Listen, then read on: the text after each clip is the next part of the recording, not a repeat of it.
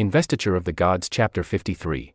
And it really starts with this heavy sense of, well, exhaustion, doesn't it? This endless war. Oh, absolutely. That opening poem just nails it. Wei River flows day and night. When will the war at Western Key cease? You feel the grind immediately. It's like, when does this ever stop? And then straight away, that killer line, heaven's will often reversed. Yeah, that sets the whole stage, doesn't it? Success today, disaster tomorrow. It's the core theme. Fate's just constantly messing with everyone. And nothing screams reverse fortune louder than the event that just happened off-screen, basically. The death of Grand Preceptor Wen Taishi at Jiugong. Oh, that's seismic. It's not just losing a general, it's losing the general, the cornerstone, the guy King Zhu counted on for, well, everything. He was the absolute bedrock, wasn't he? The one who could handle the regular army stuff and the weird magical threats. Exactly. His death isn't just a morale hit. It's a strategic catastrophe. It fundamentally weakens Chaoji's ability to fight this war. Like, who steps up now? Well, the news reaches the capital, Chaoji, and King Zi's reaction is, well, it's complicated. He's not totally shocked. Right. The text makes a point of saying he was genuinely sad, but then he tells the court he kind of saw it coming. He had a dream, a vision, when Taishi reporting the loss at Deer Terrace days before the actual messenger arrived. Yeah, which makes you wonder, if he had this heads up, what does that tell us about his leadership right now? Is he just resigned? Like, oh, well, destiny. Or is he just bracing for impact? I think he feels constrained. He knows powerful forces are against him, but he's still the king. He can't just give up. He has to push back, demand revenge, restore face. But his main spiritual weapon, Wen Taishi, is gone. So he needs a general, fast. And he needs a win, like yesterday. So the scramble begins. Who can possibly take over? It's a huge question. King Zhu puts it to his grand officials. And one steps up, Grand Official Shang. He has a name. And the recommendation is Deng Jiugong. He's the total commander down at Sanshan Pass. Right, Sanshan Pass, why him? Well, it's kind of desperation meets competence, I think. They need someone with a recent solid win under their belt, boost morale, show things can still go right. And Deng Jiugong just beat the rebel Southern Marquis, Yishun. Exactly. He's got that fresh victory smell. He's proven, reliable, not associated with the recent string of disasters. He looks like a safe pair of hands, maybe. So strategically, it makes sense, but is it purely military? Or is he just the most politically acceptable guy left standing? Probably a bit of both. He is capable. Huang Feihu confirms that later, calls him a real general. Yeah. But yeah, the politics are huge here. The imperial order he gets isn't exactly subtle. No kidding. It's harsh. Crush Jifa, crush Western Key. They're accused of harboring rebels, damaging national prestige. It's serious. And the objective is crystal clear. Capture the chief offenders, bring them back to Chaoji, presumably for a very public, very grim fate. Deliver them as offerings at the palace gates. Wow. And the reward, if he pulls it off. Huge. Land, nobility them out to. Yeah. That tells you everything about how critical this mission is perceived to be. This isn't just another battle. It's the campaign to turn the tide after Wen Taishi. Things move fast then. Deng Jiugong accepts immediately, gets his forces ready. In his crucial post at Sanshan Pass, handed over to Kongswan, which is a whole other story waiting to happen, but it shows they're reshuffling the deck seriously. Okay, so Deng Jiugong is the new man. The mandate is clear. The army is mobilizing. But then we get this weird little interruption. Ah, yes. Just as things look like they might settle into a conventional military campaign, boom, enter the weirdness. A messenger arrives. But not just any messenger. The description is so specific, so odd. It really is. The text says he's, 4 or 5 feet long? Basically a dwarf. No. Not exactly your standard army courier profile. Definitely not. And he's carrying a letter, an important one. From Shen Gongbao, of course. Our favorite agent of chaos is still out there, recruiting. Remember, he was trying to convince this guy, Tu Xing's son, to come down from his mountain retreat. Right. So this is that guy, Tu Xing's son, the earth-traveling immortal. That's him. Shen Gongbao's recommendation. Join Deng Jiugong's campaign. And Deng Jiugong's reaction is priceless. You really see the practical general thinking here. He looks at Tu Xing's son, this short guy, and thinks he figures badly. Basically, this guy looks useless for army life. He sees him as a problem, not an asset. But he's stuck, isn't he? He can't just say no, not to a recommendation from Shen Gongbao. Exactly. Shen Gongbao has serious clout, influence with the immortals, maybe even back at court. Deng Jiugong mutters, I dare not refuse this. He has to play the game. Military needs versus political reality. So how does he handle it? He's got this unpredictable element, this potential troublemaker forced on him. He gives him a job, a seemingly important job, but one that keeps him out of the way, hopefully. 5 Army's Logistics Commissioner. In charge of supplies, grain, provisions, that sort of thing. Pretty much. Keep him busy, keep him away from the fighting troops, keep him away from strategy meetings. Respect the recommendation, but sideline the potential disruption. Deng probably hopes Tu Xing-sun will just, count beans quietly. Famous last words, probably. So Tu Xing-sun is tucked away in logistics. Meanwhile, who is actually on the front line with Deng? He's got a solid team. His son, Deng Zhu, is deputy vanguard. The chief vanguard is Tai Luan. Then Zhao Shang, Sun Yan Hong. Oh, and significantly, his daughter, Deng Shanyu. She's a warrior herself. Right, Deng Shanyu. So it's a family affair, plus experienced officers, a proper military force. Absolutely. And the description of them marching out, it's powerful. Flags, dust, noise. The text compares the army to a fierce tiger leaving the mountain forest. Serious business heading for Western Qi. Okay, so fast forward about a month. They arrive, set up camp outside the east gate of Western Qi. Jiang Ziya needs intel, obviously. Yep. He asked his generals, so this Deng Jiugong, what's the deal? And Hong Feihu, who used to be Shang nobility himself, gives his assessment. He confirms it. Deng Jiugong is the real deal, a capable general. Right. He respects his abilities. But Jiang Ziya, he sees past the general, doesn't he? He's looking at the bigger picture. He is. And this is where he drops that classic line, that crucial insight. Generals are easy to break. Strange arts are hard to break. He knows the real danger isn't necessarily Deng Zhigong's tactics, which, you can counter with skill. It's the unpredictable stuff, the left-wing methods. It's the Shengongbao network. Jiang Ziya knows more weirdness is coming. He can feel it. And the irony is just delicious, isn't it? The biggest threat is probably the short guy currently sorting out the rations back in the Shang camp. Totally. But first things first, you got to deal with the guy riding out to challenge you now. Which is Tai Luan, chief vanguard. The description makes him sound pretty fierce-faced, like a crab yellow beard. He rides out for the first battle, the Loon. And the trash talk starts immediately.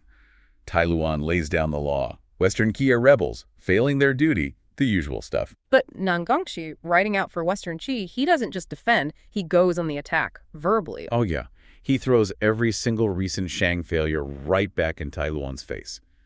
When Tai Shi, dead, the Mo brothers, wiped out, Zhong Yifang, defeated. It's brutal. He basically calls Tai Luan's army grains of millet and gnats. Like, you're nothing, you're next. Talk about psychological warfare. It definitely heats things up. So they fight. A proper duel, 30 rounds, the text says. Skill against skill. And Nangongshi, maybe a bit too pumped up from his own insults, gets complacent. He underestimates Tai Luan. Big mistake. Tai Luan isn't just some brute. He's cagey. He pulls a classic move. A feint, right. Sells him a fake opening, Chick a C, shouts to distract him. Take that, and then strikes. Not wildly, but precisely. He aims for the armor, the shoulder piece. Nangongshi jerks back, avoids getting his head taken off, but the sword connects. It shears right through the shoulder armor. The Yi Sang cuts the straps clean off. His armor is literally cut away, exposed, humiliated. The text says he fled, scared out of his wits. It's not just a physical hit. It's a massive psychological blow. Seeing your armor, your protection, ripped off you like that. Terrifying. Absolutely. And Deng Jiugong gets it immediately. Tai Luan reports back, maybe a bit disappointed he didn't get the kill. But Deng Jiugong sees the strategic win. He says, yeah, okay, no head on a pike, but we frustrated the spirit of the Zhu general. That first clash, Shang victory, morale boost achieved. And Ziya's initial response to the defeat, that's pure gold for anyone facing a setback, right? He offers that timeless wisdom. Victory and defeat are common to the military. A commander must be sharp, knowing when to advance for success and when to retreat to preserve the troops. It's the ultimate keep calm and carry on moment, isn't it? But it's underpinned by strategy. Definitely. Strategic calculus. Ziya knows how to preserve his capital, his troops, when the odds are bad. He's showing us that discipline isn't just about formation, it's about judgment. But the judgment Ziya shows the next day, that's what really seemed to hit Deng Jiugong. You shared sources detailing one of the most, well, structured and visually overwhelming formations in the text. Oh, absolutely. This is where Ziya shows he's not just a clever general, he's a master of cosmic alignment. So let's get into that deployment. Okay, so when Ziya deploys his forces, Deng Jiugong, the enemy general, he immediately recognizes the Zhu forces' strict discipline and their excellent mastery of tactical positioning. That's the quote. 神地星系之分. Exactly. And this deployment, it's the five-directional array. It's the visual manifestation of the ancient Chinese concept of the five phases, or wuxing. Okay, wait, let's pause there for the listener. We need to really understand this wuxing idea. It's not just picking colors for the uniforms, is it? No, absolutely not. The wuxing system, wood, fire, earth, metal, water, it's like a cosmological map. Each element governs not only a direction and a color, but also a season, a temperament, specific military tactics, too. So Ziya's using this structure. He's signaling to his educated enemies, people like Deng Jiugong, that his army is aligned with cosmic order itself. It kind of elevates the conflict, beyond just fighting over land. That makes the whole layout much more compelling. Okay, let's walk through the array then. Connect the wuxing logic to the actual tactics and weapons. We start with the front line, right? South. That's the most aggressive point, the south. It's aligned with the element of fire, symbolized by the vermilion bird, the zook. M.E. the red. Right, red flags, red uniforms. Fire is heat, expansion, rapid charge, so that's why you have the Iron Cavalry vanguard there. Okay, but I'm struggling with one detail the source mentions. That poetic warning. Vermilion bird faces the front, all things tend to misfortune. Why would Ziya put an ill omen right at the point of attack? Is that like psychological warfare? That's a really interesting point. It feels like realism woven into the strategy, doesn't it? Fire is powerful, yeah, but it's also volatile. It consumes itself quickly. So he's acknowledging the risk. I think so. Ziya is acknowledging the danger inherent in the vanguard. It's the point of maximum engagement, but also maximum exposure. He's putting his most explosive, but maybe most vulnerable element right where it needs to be to break the enemy line. But he knows the potential cost. Shows a commander who understands sacrifice. High risk, high reward. Okay, moving to the wings. The left, or east, that's wood, the azure dragon, Qinglong, marked by blue or green flags. Exactly. Wood is associated with spring, growth, flexibility, and look at the weaponry here. Short swords and long spears. Or agile. Yeah, it speaks to agility, close quarters fighting, versatility, lets them adapt quickly, and the mention of the Zen Palace and a fire attack also suggests, they're ready to shift from skirmishing to something more destructive if needed. Got it. Now, the mirror image, the right, or west, that's the white tiger by hue.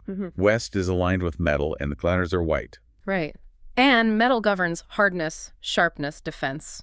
Think autumn's harvest, protecting resources. So this section is heavily fortified. It leans into ranged power. Spears, halberds, strongbows, crossbows. They're the anchor. The defensive anchor, yeah. Meant to repel attacks with sheer volume of fire. And this is where we get that cryptic reference, that little strategic Easter egg. Dunjia. What exactly is Dunjia? Dunjia. It's short for Kimen Dunjia. It's an ancient, really complex system, part divination, part strategic calculation. Calculation? Yeah, it involves analyzing time, direction, astronomical alignments, all to figure out the absolute best movement for troops, the most auspicious action.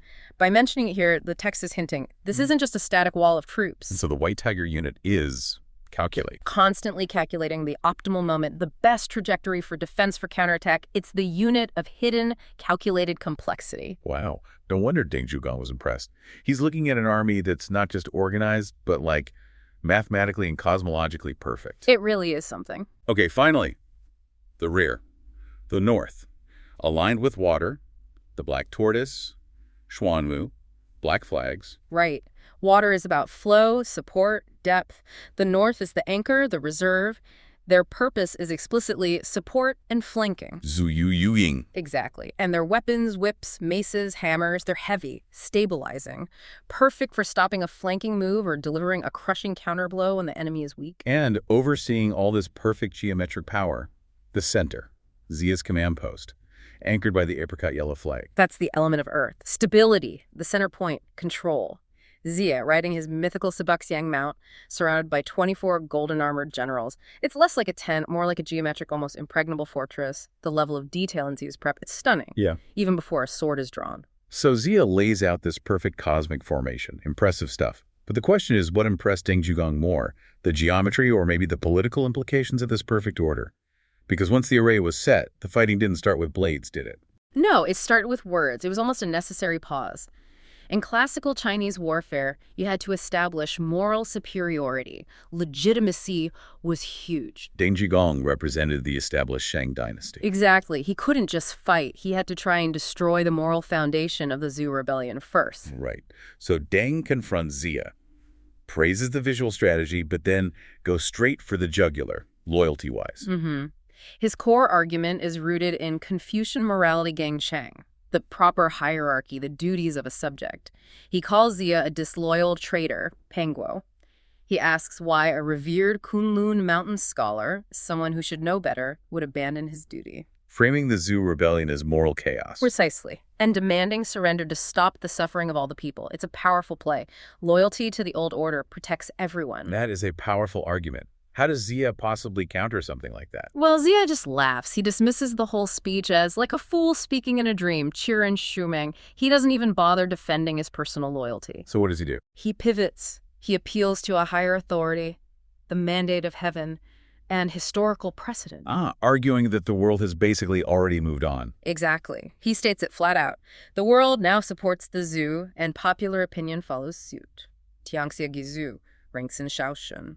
He reminds Deng that Shang has already been beaten badly in previous campaigns. Generals captured, armies wiped out. He's saying your moral framework is nice, but heaven has chosen a new ruler, and history proves your cause is lost. Pretty much. Your loyalty is admirable, maybe, but you're backing the wrong horse, the losing side of destiny. And then he gives Deng that stark choice. Retreat and report Zhu's legitimacy, or fight and end up like Wen Taishi. Oof, yeah, Wen Zong. That's a direct threat. Comparing him to the famously defeated high-ranking general Wen Taishi is meant to break Deng's will. A historical threat. And that comparison, calling Wen Taishi, that's the tipping point. It reminds Deng that all his skill, all his loyalty, it didn't save previous commanders from this exact fate. This is when the political war just fails. And the physical war begins. Instantly, Deng is enraged, especially, apparently, at being called a villager, a kung fu. He just attacks Ziya immediately. But Ziya's protected, right? The duels just explode. Organized chaos erupts around the command center. Yeah, Huang Feihu, the Wusheng Wang, he charges in on his 5-colored divine ox to intercept Deng. Knife against spear, fierce blows traded right away. And Deng calls Huang Feihu a traitor. A fanzai, the worst kind, a turncoat from within Shang ranks, which just highlights the deep personal bitterness here, you know? Reinforces the political stakes even in the middle of the fight. And the battlefield just spreads out. A structured melee. Generals against generals. Neza jumps in to help Huang Feihu. Deng Jiugong's son, he's met by Huang Tianhua on the Jade Kirin. Then you have Tai Luan versus Wu Ji, Zhao Sheng against Tai Dian, Sen Yanhong versus Huang Tianlu. It's a massive, desperate fight. The text says it darkened the sky and earth. Tianhundian. So this is where it shifts, isn't it? From Ziya's perfect, disciplined, earthly array. To the element that actually decides the day. Divine intervention. Magic. Despite the tactical perfection of the Zhou formation, the individual duels, they aren't ultimately won by better positioning or, superior spear work. That's the key, isn't it? Yeah. Neza sees Deng Jiugong holding his own. And decides to just bypass the martial struggle altogether. He uses his magical weapon, the Qiong Kun circle, Qinkun Quan. Throws it. Hits Deng Jiugong right on the left arm. Devastating force. The source says skin broken and muscle torn. Dai Duan Pikai. It nearly knocks Deng Jiugong right off his horse. One magical hit almost takes out the enemy commander. And it wasn't just Neza using magic. No. In another duel, Zhao Sheng uses this specific innate power. He just opens his mouth and spits out several feet of fire. Penchutichi Walai. Elemental power, just like that. Exactly. Applied directly. Instantly takes Tai Dian out of the fight. Leaves him scorched on the face and head Jartulane. Badly burned. So the magic is decisive. Completely. The fighting is just too fierce, too chaotic to sustain. Both sides pull back. But the result's clearly in Zhu's favor. Deng Jiugong gets back to camp in agony from his arm, can't even rest properly. Tai Dian is out of action, sent back to recover from the burns. Ziya's perfectly structured army. It gained its edge from the spiritual power of his allies. Deng Jiugong, he's been seriously injured. You'd expect, a mighty general or maybe a seasoned lieutenant to step up for revenge. Right, the usual suspects. But the person who volunteers is his daughter, Deng Shanyu. And the text actually calls her a deep chamber, weak quality woman. It's just the ultimate subversion of expectation, like built right into her description. And Ziya, the seasoned strategist, he immediately recognized the danger here. Our sources highlight his instant caution. His caution. Yeah, noting that in warfare, he had 3 types of opponents he truly feared. Taoists, 202, which means the bald-headed, so usually Buddhist figures, and Funu, women. Okay, wait. Yeah. Why lump those 3 groups together? What makes them the ultimate strategic threat in his eyes? Well, because Ziya was sort of paranoid about, let's call it military ethics or maybe heterodoxy. These groups, in his mind anyway, they didn't fight by the established rules of engagement. They relied on what he called evil arts or, unconventional methods, shishu. They just brought this unpredictability that made standard cavalry and formation tactics, well, almost irrelevant. Okay. Ziya knew his generals, who relied mostly on conventional brute force and maybe some magic artifacts. They would really struggle against tactics they just couldn't immediately categorize or counter. And we see the paranoia justified pretty much instantly. Yeah. Because the first general to just dismiss Ziya's warning and step forward is the fiery and intensely arrogant Neza. Oh, Nezha treats the caution almost like a joke. He volunteers immediately, and his attitude towards Chen Yu is pure, unfiltered contempt. It's quite striking. What does he say? Well, when he sees her, he starts shouting insults, calls her a 5-limbs incomplete woman, and explicitly shames her for not following family teaching, accuses her of shameless exposure just by, showing up on the battlefield. Wow. Yeah. This dismissal, it's the crack she immediately exploits. But before she proves him completely wrong, we have to appreciate the profound irony that's baked right into the source material's description of Deng Shanyu herself. Oh, absolutely. She's presented as both the ideal of feminine beauty and, at the same time, the complete opposite of domesticity. How so? Well, the source praises her appearance, notes she has red silk wrapped around her phoenix hairpin, and crucially, it mentions her narrow golden lotuses. Which refers to foot binding, right? A marker of confinement. Exactly. A physical marker of domestic confinement, refined beauty at the time. Yet, look at her actions. The text says she's eager to brandish a sword instead of sewing and lazy to stand by the dressing table, preferring to ride her fierce warhorse. So she is, quite literally, the kind of woman as it assumes she is in terms of appearance, but embodied in the warrior he completely refuses to see. Perfectly put. That dual identity sets up her brilliant and really deceptively simple strategy. Tell us about the strategy. It's magnificent misdirection. Yep. Relies entirely on the ego of her opponent, Neza in this case. She engages him briefly, just long enough to confirm his prejudice that she's a weak opponent. Okay. Then she feigns panic and retreats, shouting, "I am not as good as you, Wubujini." Playing right into his expectations. Totally. Neza, absolutely convinced that a woman does not endure large battles, sees this as an immediate victory. He foolishly chases her, thinking he's going for an easy, decisive kill. And here's the core of the problem for Ziya's side. Neza, chasing for glory, runs headlong into the ultimate unconventional weapon. The 5-colored stone, Oh. the Wuguanxi. See, Shenyu doesn't need some giant magical blade or a fancy divine artifact. No.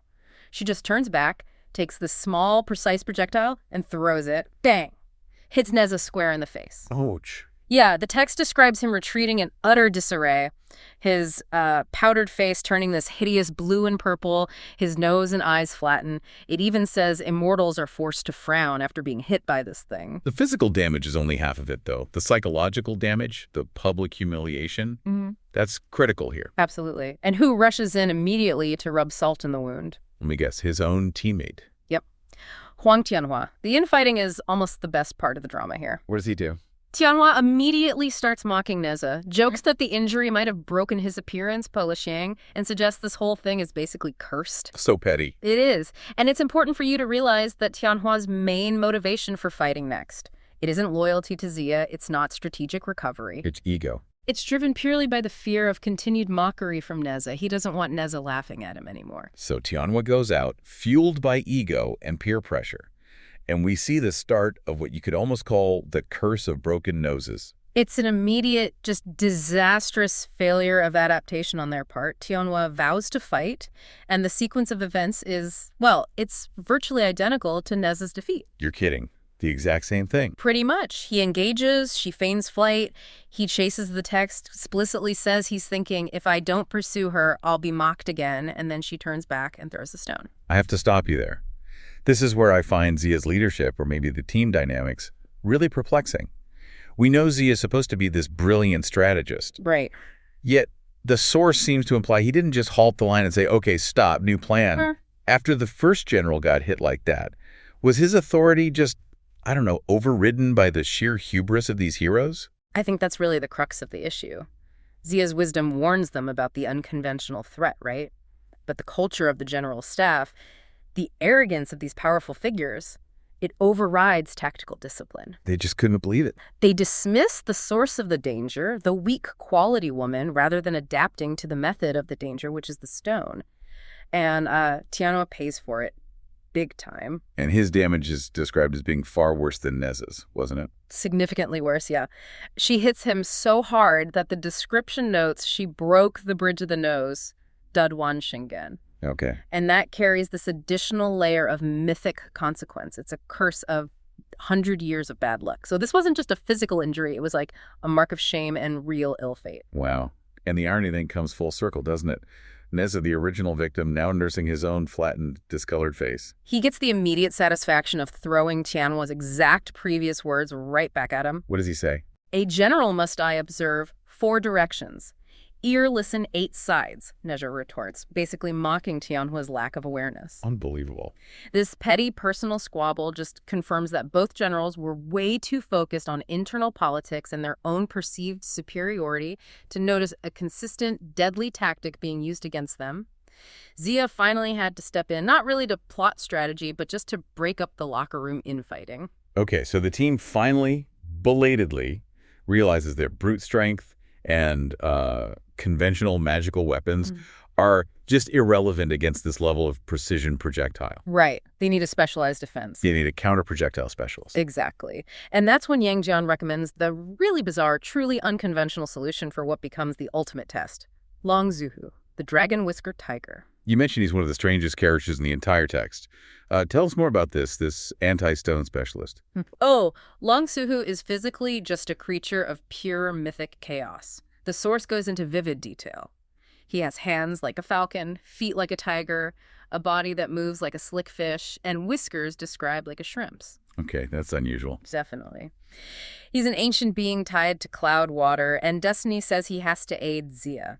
He's basically a literal manifestation of unconventional warfare brought in to fight the unconventional. And there's that fascinating meta detail about his destiny, too, isn't there? Something about the list. Yes. The source pointedly notes he has no name on the Investiture of the Gods list. Fenshin Bang Shanwu Mingxing. He's not a standard hero, not a standard immortal. He's an outsider. The ultimate outsider, yeah. Brought in precisely because the standard heroes have failed so spectacularly. He's kind of the only one Ziya's team can put forward who might understand or at least counter the unconventional method. So Long Zuhu tries to overwhelm Chan Yu's precision with just pure, terrifying volume. It becomes a battle of the stones, but like different kinds of stones. It's finesse versus monster brute force, absolutely.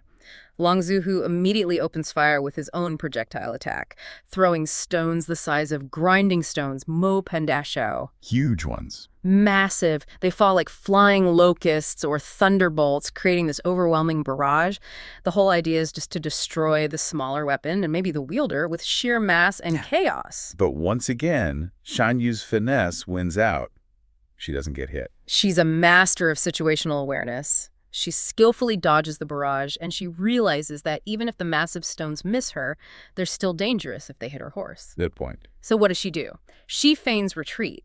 And Long Zuhu, despite being this bizarre ancient creature, commits the exact same error as the generals before him. No, he chases her. He tries to capitalize on what he thinks is fear or retreat. And she delivers the most precise, perfect shot yet in this whole sequence. Absolutely textbook.